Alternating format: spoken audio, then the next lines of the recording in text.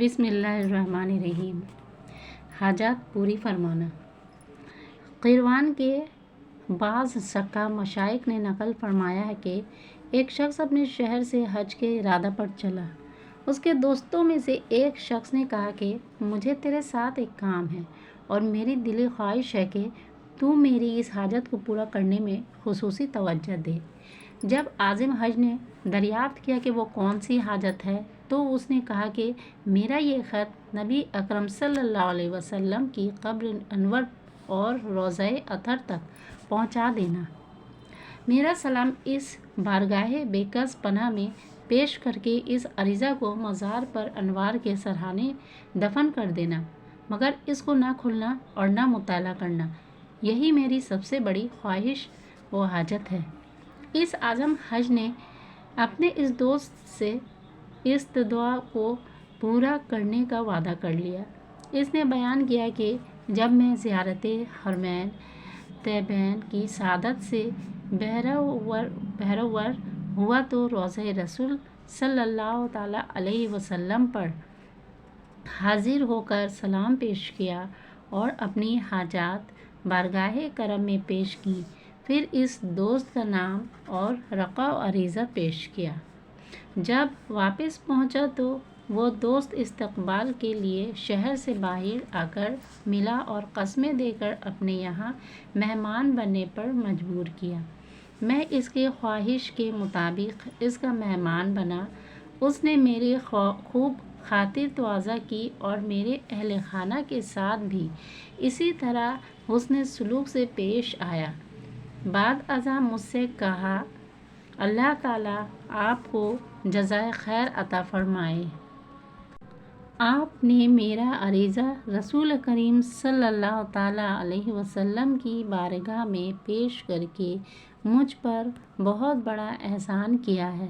مجھے حیرت ہوئی کہ اس نے مجھ سے دریافت تو کیا نہیں کہ عریضہ پہنچایا یا نہیں، اور خود بخود ہی اس پر مطلع ہے اور مجھے خبر بھی دے رہا ہے۔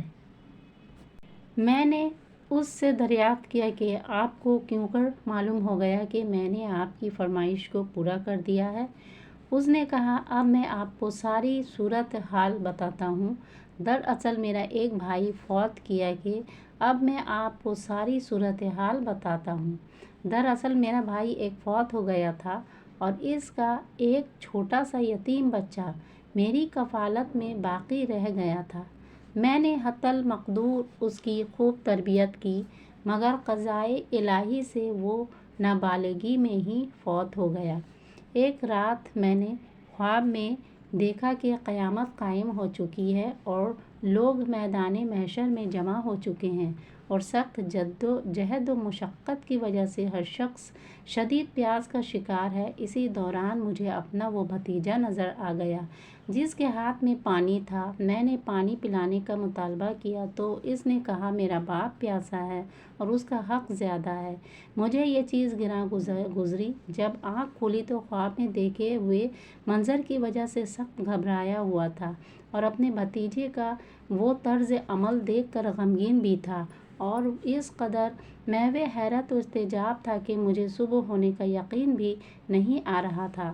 الغرض میں نے صبح اٹھ کر چند دینار راہ خدا میں صدقہ کیے اور اللہ تعالیٰ سے سوال کیا کہ مجھے اولاد نرینہ عطا فرمائے، تو اللہ تعالیٰ نے میری دعا کو شرف قبولیت بخشا اور لڑکا عطا فرمایا جو آپ نے جاتے وقت میرے پاس دیکھا تھا۔ چنانچہ اس کے اس عمر تک پہنچنے کے بعد آپ کو اس سعادت مند سفر کا اتفاق ہوا تو میں نے وہ عریضہ بارگاہ رسالت مآب صلی اللہ تعالیٰ علیہ وسلم میں آپ کے ہاتھوں روانہ کیا اور اس میں یہ التجا کی کہ آپ اللہ تعالیٰ سے دعا فرما دیں کہ مجھ سے یہ فرزند قبول فرما لے اور اسے اپنے پاس بلا لے، تاکہ بروز قیامت اس کے کام آنے اور محشر کی شدتوں اور سختیوں میں موجب راحت سکون ملنے کی امید رکھ سکوں۔